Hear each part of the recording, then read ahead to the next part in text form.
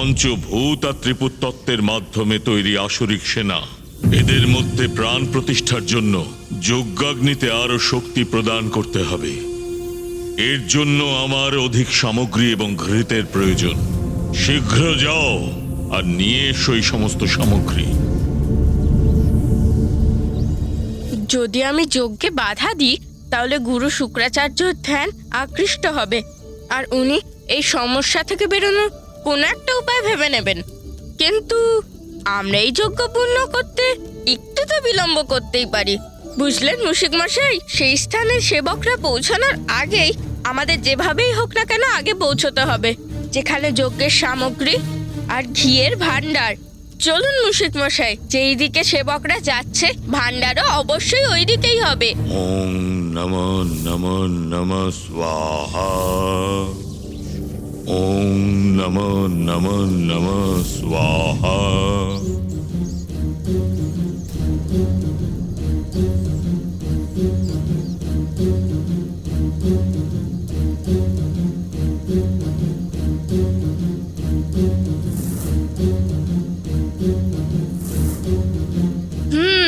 তাহলে সুরঙ্গে আছে সামগ্রী। আমাকে এক্ষুনি কিছু একটা উপায় বার করতে হবে, যাতে অসুর সৈনিক অত অবধি পৌঁছতেই না পারে। হ্যাঁ, এই উপায়টা তো ভালো। সুরমশাই,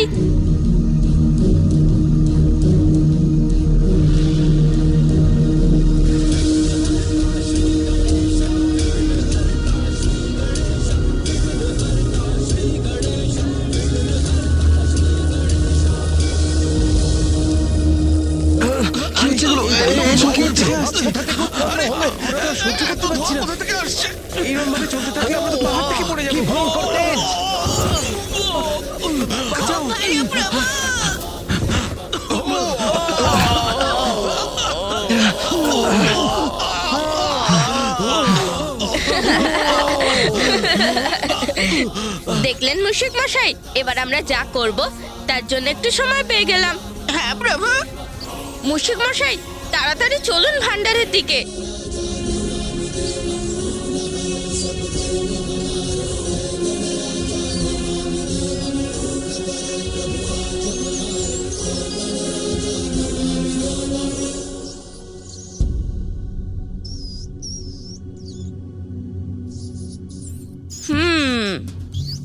প্রভু, এখানে যজ্ঞ সামগ্রী আর ঘৃত অনেক পরিমাণে রয়েছে। হ্যাঁ, যত বড় ষড়যন্ত্র প্রস্তুতিও ততই বড়। কিন্তু এবার সময় হয়েছে বিঘ্নকর্তা রূপে বিঘ্ন করার। মুশিক মশাই, সেবকরা এখানে পৌঁছানোর আগেই সমস্ত যজ্ঞ সামগ্রী এবং ঘিয়ের ভান্ডার নষ্ট করতে হবে আমাদের। হ্যাঁ হ্যাঁ প্রভু। মুশিক মশাই, তুমি সামগ্রী নষ্ট করো, আমি ঘিয়ের উপায়টা দেখছি। হ্যাঁ হ্যাঁ প্রভু, আরম্ভ করা যাক। हवन किए जो शुक्राचार्य आयोजित,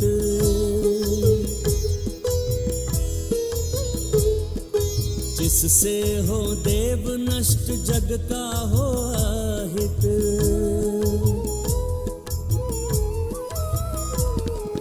विघ्न कर्ता की भूमिका गजानन निभाए, सामग्री यज्ञ की सब मूस संग खाएं। जय गणेश जय गणेश जय गणेश देवा, माता जाकी पार्वती पिता महादेवा।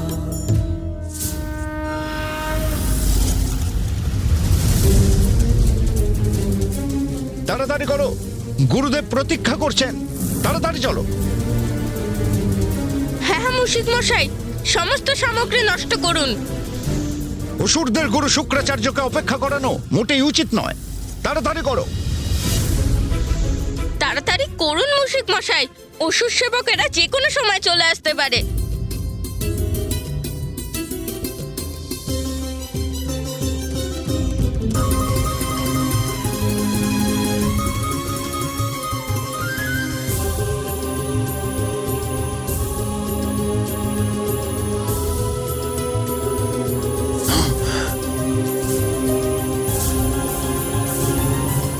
এসব কি হলো? সমস্ত সামগ্রী আর ঘৃত কোথায় চলে গেল? গুরু শুক্রাচার্য জানতে পারলে ওনার ক্রোধে আমরা ভস্ম হয়ে যাব। এই দুঃসাহসিক কাজটা কে করলো? কোথায় গেল? এটা তো খুব ভালো হলো প্রভু। যখনই ওই সেবকেরা যজ্ঞ ভাণ্ডারে প্রবেশ করলো তখনই আমরা ওখান থেকে বেরিয়ে এলাম। এবার ওরা চিন্তায় পড়বে যে এই সব সামগ্রী কে নষ্ট করেছে। হ্যাঁ মুশিক মশাই,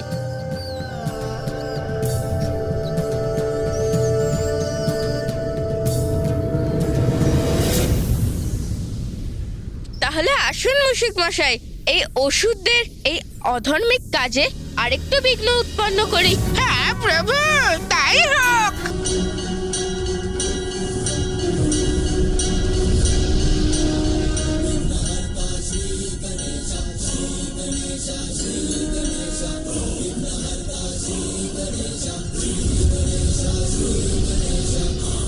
এবার এই কবচ গুহা দিয়ে যাওয়া তত্ত্বের শক্তিকে আটকাবে। এগিয়ে যান মুশিক মশাই।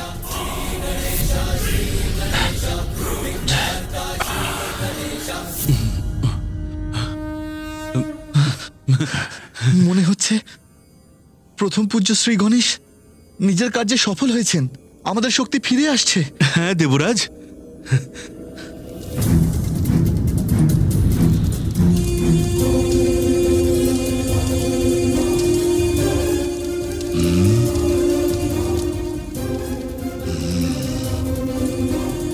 পঞ্চতত্ত্বের প্রভাব কম হয়ে গেল কি করে?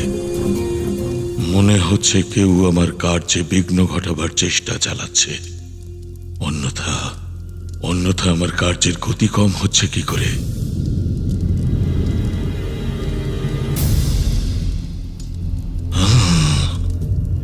ওং প্রেম ব্রম ত্রিম ত্রম স্বাহা।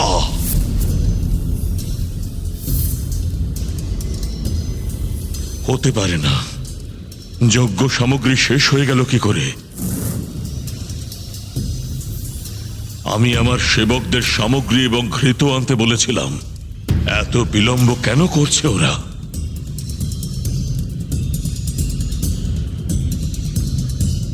এখনো সবাই স্তম্ভিত। আমি আবার আমার জায়গায় বসে পড়ি আর এদেরকে মুক্ত করি। কি হলো, আপনারা দাঁড়িয়ে পড়লেন কেন? লাড্ডু খাওয়ান না? হ্যাঁ মহাদেব পুত্র, আমি সেটাই করার চেষ্টা করছিলাম।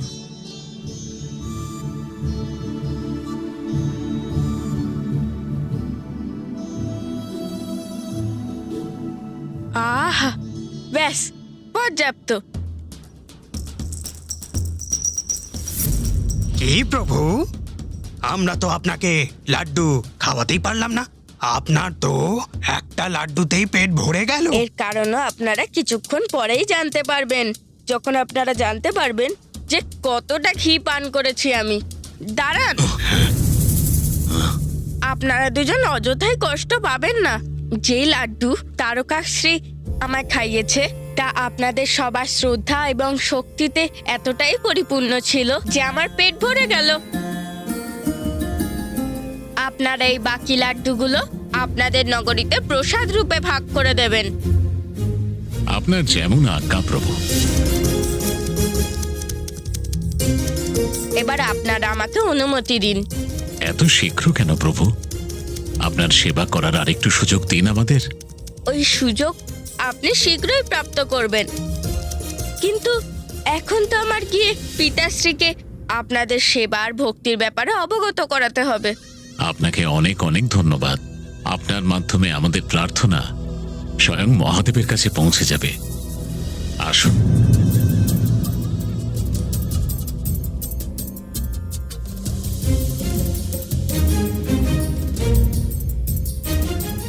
আমাদের আপনার সান্নিধ্যের সুযোগ দেওয়ার জন্য শত শত প্রণাম প্রভু।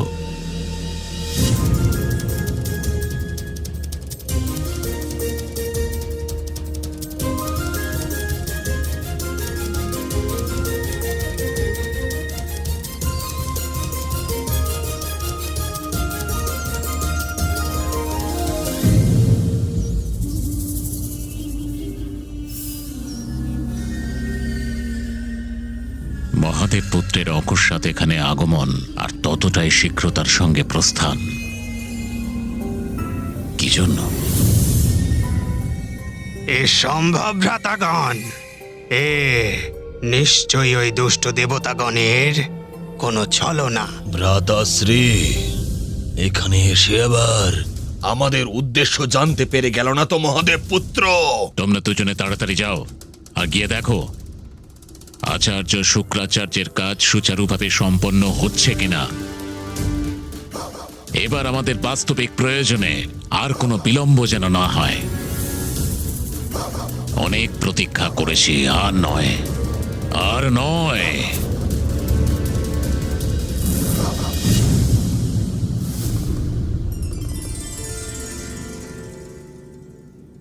প্রণাম পিতা, প্রণাম মা। পিতাশ্রী, ত্রিপুরায় তোমার ভক্তদের সঙ্গে আমার দেখা হয়। আর আমার বিশ্বাস আছে যে তুমি ওখানে কোনো প্রকার অনুচিত কিছু পাওনি।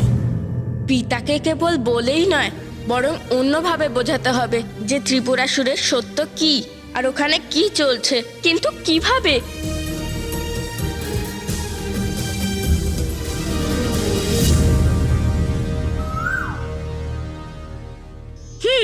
বুদ্ধি পেয়ে গেছি। অবশ্যই পিতা, আপনার বিশ্বাস সঠিক। ওখানে তো অনুচিতের লেশ মাত্র ছিল না, কিন্তু আমি তোমাকে অন্য কিছুও দেখাতে চাই। পিতা, মা, আমার সঙ্গে এসো না।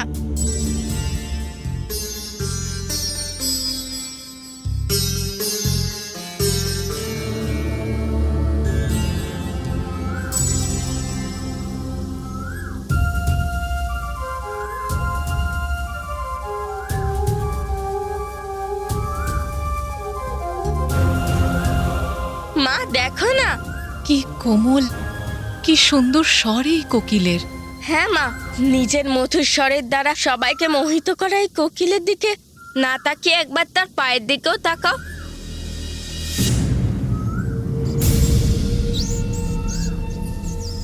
কখনো কখনো কোমলতার পেছনে লুকিয়ে থাকা ক্রূরতা আমাদের ওপর পবিত্রতার ভণ্ডতার জাল রচনা করে থাকে। মিষ্টি বাণী উচ্চারিত হয় মুখে, কিন্তু তাদের অন্তরে যে কুটিলতা লুকিয়ে থাকে। আমাদেরকে কোকিলের কাছে নিয়ে আসার কারণ আমি বুঝতে পেরেছি পুত্র। আসলে এই কোকিলের মতো ত্রিপুরাসুরও তার অন্তরে ক্রূরতা লুকিয়ে রেখেছে। হ্যাঁ পিতা, ত্রিপুরাসুর আপনাকে অবশ্যই ভক্তি করে, কিন্তু তাদের ভক্তির পেছনে ঈশ্বরের প্রতি সমর্পণের ভাব নয়, বরং ঈশ্বরের থেকে নিরন্তর লাভ করার চেষ্টা। পিতা, ওরা সারা দিন তোমার পুজো করে যাতে তুমি ওদের বধ না করো। ব্রহ্মদেবকে তপস্যার দ্বারা প্রসন্ন করে ত্রিপুরা বরদান হিসেবে চাইল, যেখানে কোনো দেবতা অনুমতি ছাড়া প্রবেশ না করতে পারে। যার লাভ নিয়ে সেখানে ওরা দেবতা, মহাভূত আর ত্রিপুরার অংশ থেকে এমন অপরাজেয় সেনা উৎপন্ন করছে, তাদের ততক্ষণ বধ করা যাবে না যতক্ষণ না ত্রিপুরাসুরের মৃত্যু হয়। গণেশ উচিত কথা বলছে। হ্যাঁ মা, গুরু শুক্রাচার্যের নেতৃত্বে ওরা ত্রিলোকে অসুর রাজ্য স্থাপন করার কুচক্র রচনা করছে। সমস্ত অসুর সেনা জীবিত হয়ে ধ্বংস করার আগেই তোমাকে ওই ত্রিপুরাসুরের যেভাবেই হোক না কেন বধ করতেই হবে পিতা।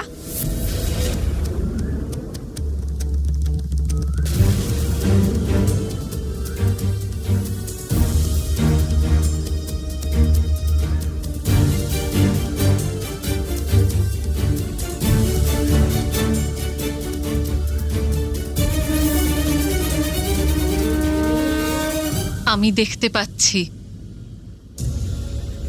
ত্রিপুরকে ধ্বংস করার জন্য যে অনিবার্য স্থিতি তা এই মুহূর্তে উৎপন্ন হচ্ছে। স্বামী, যদি আপনি আর একটু বিলম্ব করেন তাহলে আগামী সহস্র বৎসর ত্রিপুরের বিনাশ অসম্ভব।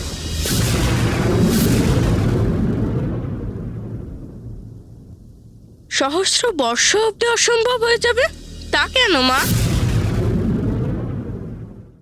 পুত্র,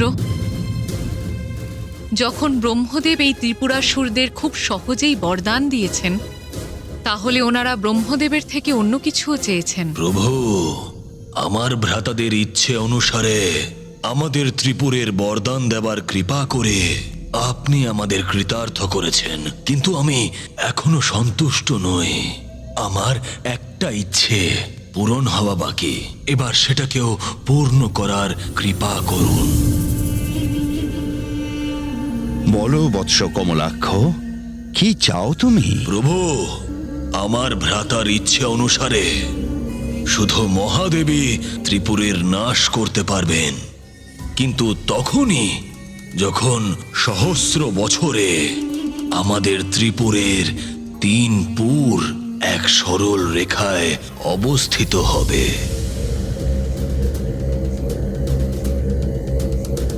আর তখন মহাদেব যেন একটাই বাণে আমাদের 3 পুরের উপর প্রহার করেন।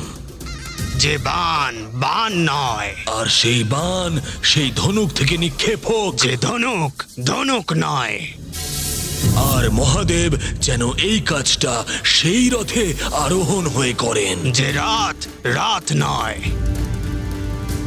প্রভু, শুধু এইরকম অবস্থাতেই ত্রিপুর আর আমাদের বিনাশ সম্ভব হোক। তথাস্তু তথাস্তু তথাস্তু।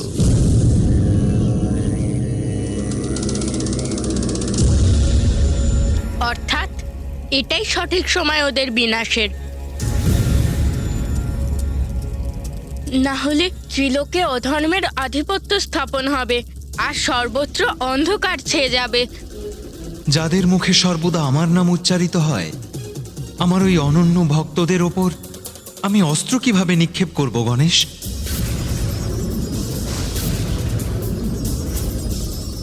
কিন্তু আপনার সেই ভক্তরাই তো সম্পূর্ণ সংসারের অনিষ্ট করার চিন্তা করছে পিতা। আপনার প্রতি ওদের ভক্তি ঢাল হিসেবে কাজ করছে, কিন্তু ওদের ভক্তির ঢাল এতটাও শক্তিশালী নয় পিতা। পুত্র, তোমার যা করার ইচ্ছে হচ্ছে সেটা শীঘ্রই করো, কারণ ত্রিপুর এবার এক সরল রেখা বরাবর শীঘ্রই আসবে।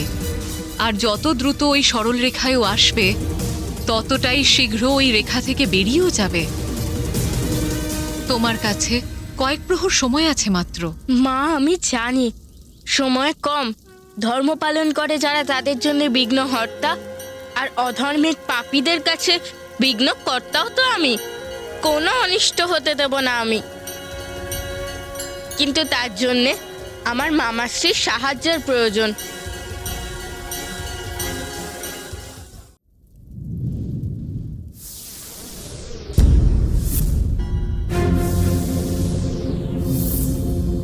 এ কি ধরনের বিঘ্ন? অকস্মাৎ এই অবরোধ কিভাবে উৎপন্ন হচ্ছে? না, আমি আমাদের অসুর সৈন্য নির্মাণ করেই থামবো। আর এই জন্যে আমি আমার সমস্ত অসুরিক শক্তিকে আহ্বান করে এই কার্যকে পূর্ণ এবং সফল করবই।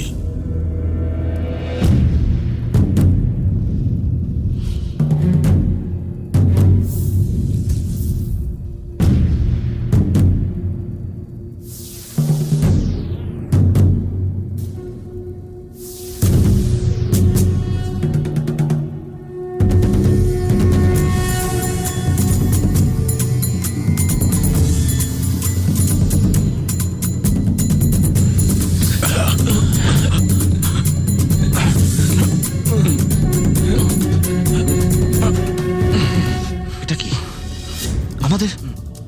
আমাদের ক্ষমতা আবার চলে যাচ্ছে। বোধহয় এখনো বিপদ সরেনি। হ্যাঁ ইন্দ্রদেব। স্বাহা।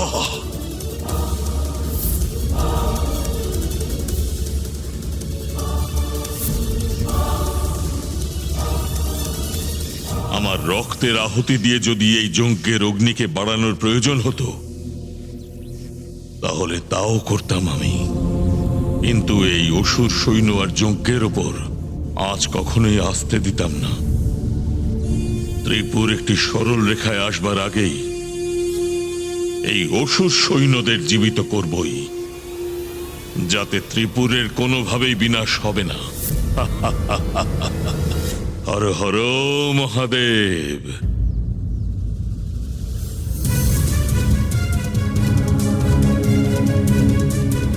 আমাদের শীঘ্রই ত্রিপুরাসুরকে আটকাতে হবে। ত্রিপুরা একই স্মরণরেখায় আসার পূর্বে এই বিঘ্ন আমাকে আটকাতে হবে।